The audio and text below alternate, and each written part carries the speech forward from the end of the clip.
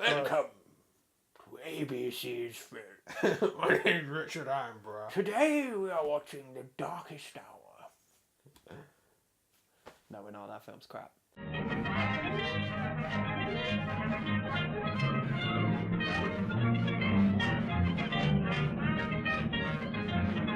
Hi, welcome to ABC's Film. This week we're doing something a little bit different for us anyway. For you it won't be that much different, but we're going to the Royal Albert Hall to watch Close Encounters of the Third Kind. And what they do is play the movie in the auditorium, and they have the Royal Philharmonic Orchestra in front playing the music for it. So we have to go to London to go see that, and then we're going to come back and record like our sort of musings about the whole experience. I've seen the film loads of times before. Alex has never seen it, so it'll be us really talking about the experience of having the full orchestra in front of you as well as what the film's about. Hopefully it'll be interesting. Should be a blast, and maybe there'll be some extra little stuff in there for you as well. Something like that. So Yeah, you never know. a little extra section maybe. We'll find out. Who knows? Could have a little montage of pictures, you don't know. Yeah, some music as well maybe.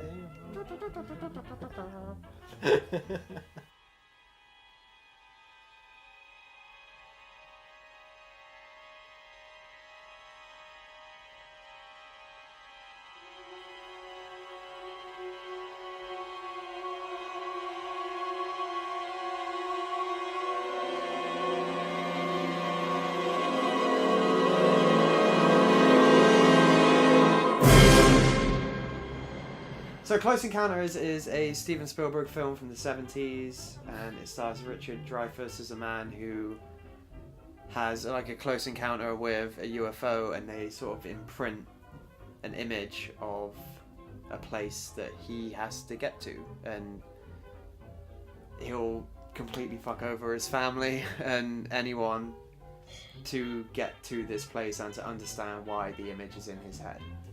So why is the image in his head? You don't know. You never find out. Why have they sent him there? This is what I was wondering when I was watching the film. Like, why didn't they just like send him a word instead of an image? Like, oh, I'll get to Devil's Mountain. Maybe all they know how to imprint is images. Maybe. But a word is an image when you think about it. I don't know. I know, it's obviously like it's kind of a silly criticism, but I mean, a lot of this film doesn't make much sense, in my opinion. Well, what did you think overall? I think this might be the worst film you've shown me. What? It's not very good. Maybe you need to have the nostalgia for it to have enjoyed it, but I didn't think it was particularly good. Unfortunately, don't kill me. That's going to be under your, like, Edgy. if ever we become known as, like, film Yeah. reviewers and stuff like that, it'll be like Alex Searle. He doesn't think Close Encounters is very good. I'll stand by my opinion. I did not enjoy it that much. I thought it was boring. I thought it was very cartoony as well, and the characters were very exaggerated and not particularly realistic. And that blonde woman was a really fucking bad mother, and it really annoyed me. Barry! Oh, yeah. And the kid like runs 5 miles before she catches up with him somehow. If he had like little roller skates on, that made sense. But I'm shocked. This just, like, proves my theory that you just don't like films that I show you. yeah. Barry! Would you believe 270? Barry! Barry! Ponies? That's about $27 million. That's a lot of money. A lot of fun. Yeah.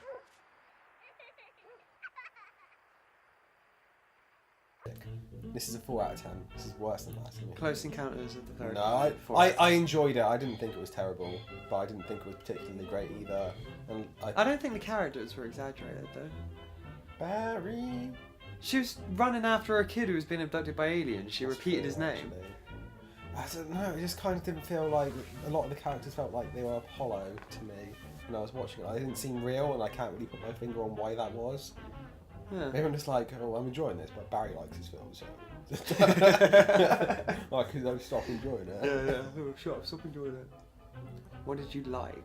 What did I like? Special effects were awesome. Yeah. And they're really good. I mean... They are pretty dated now. Looking back on it now, it kind of does look a bit ridiculous. Yeah. But I love, like, all the work with the matte paintings and stuff like that when they're at Devil's Tower. Is it Devil's Tower? Yeah, there was one bit which I'm pretty sure must have been a miniature. Yeah. I don't know, but when they they're looking out onto the base, you think? Yeah. That you've got the base, and it's obviously slotted on top of another image. Yeah. But like the image in the background looks like it could have been a matte. I don't know.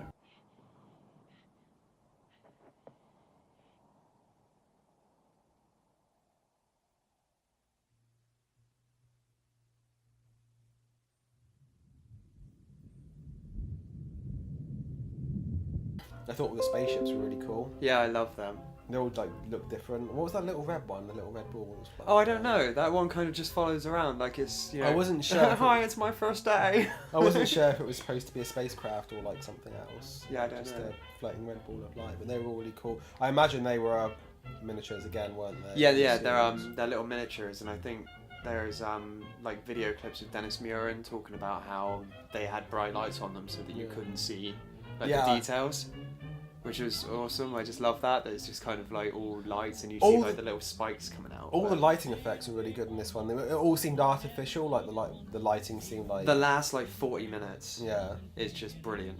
I think, like all of it, like sound, visual effects, direction.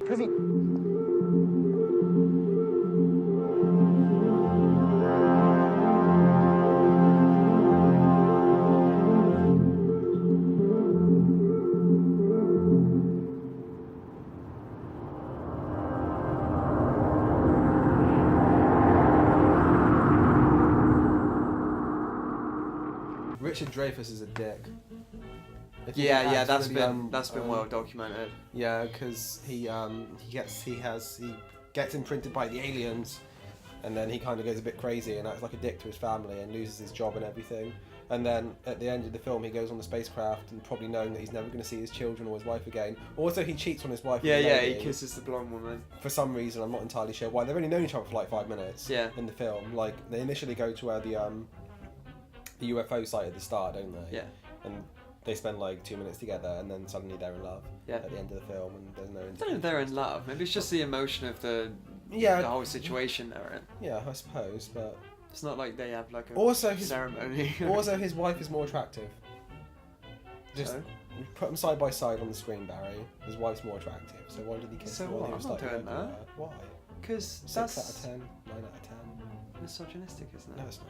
What, he should stay with one over the other because she looks better? It's pretty cute though. I mean, obviously not anymore. It's 2018 now. Yeah, so she'd be useless. What did you think of the aliens? They look ridiculous. They did, didn't they?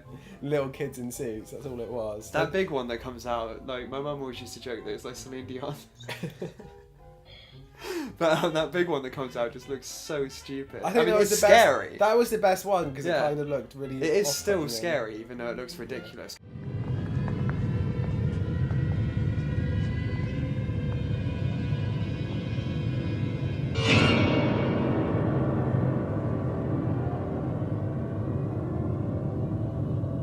What's the was like grey aliens the popular conception of aliens back Yeah, I in the mean, day? it still is, yeah, from the 60s onwards. Because it's kind of like not a surprise that they look like Yeah. you know, little grey children with kind of long fingers and elongated.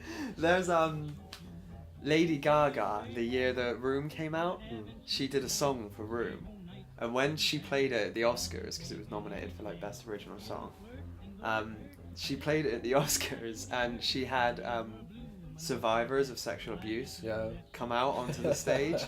Right, and like I couldn't stop laughing because obviously like it's a cool thing to do, and it was like a cool moment because like Brie Larson greeted each and every one of them on the side of the stage, but they came out by the stage opening up with a light behind them, and it looked just like the aliens in Close Encounters, just all waddling out.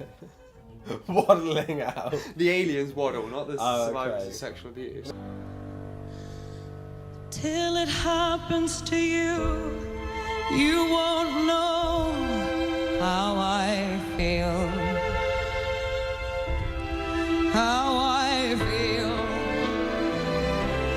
How I feel. Till it happens to you, you don't know. It won't be real. How could you know? No, it won't be real. How could you know? How I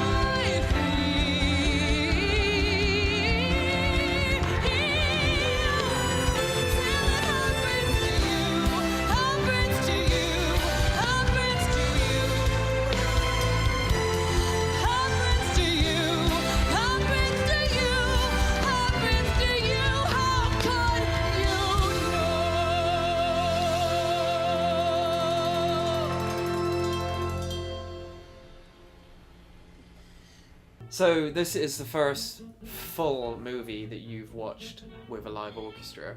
Alex and I years ago went to see like a Danny Elfman show, but that was like loads of different.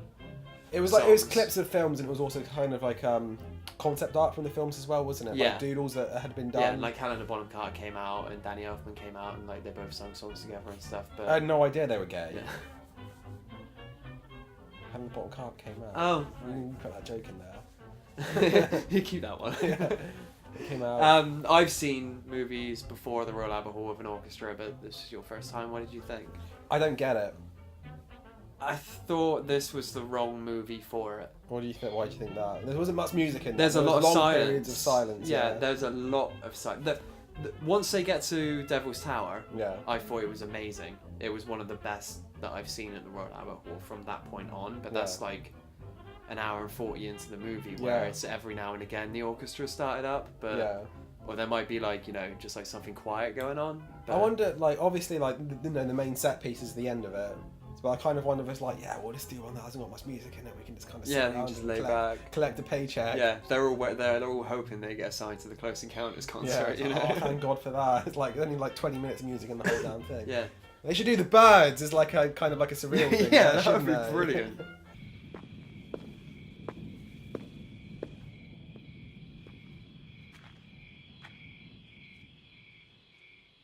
Don't you think I'm taking this really well? Once they start speaking to the aliens using the synthesizer and the aliens are Yeah. talking back, that whole bit was tremendous. I agree. That was Like, very yeah, rousing. it was perfectly timed. But no, it wasn't like I've seen Titanic and Gladiator, and their kind of music all the Titanic way would through. have worked really well. Yeah, it's it's kind like of epic. all the way through. You've got once like there are little lulls in the movie, you can start watching the orchestra and stuff like that. We have a translation airlock on their audio signal. We're taking over this conversation now.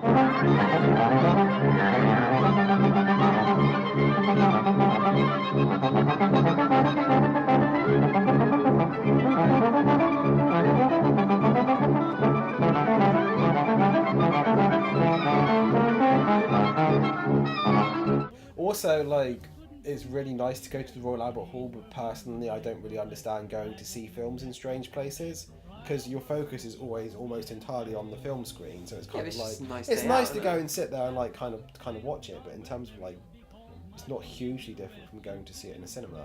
Apart from the fact you're going to the Royal Albert Hall and you can look around and be like, oh, this is nice. Yeah, but and the Royal And it was- Philharmonic. it I was mean, nice- you do zone out sometimes and forget Yeah. that the Royal Philharmonic is like No, orchestra is absolutely. there, which is kind of Yeah. that feels like a bit of a waste. But My when you, eyesight's like, really bad as well, so it's kind of hard for me to pick out details of that. Yeah, then see, we should have got closer seats.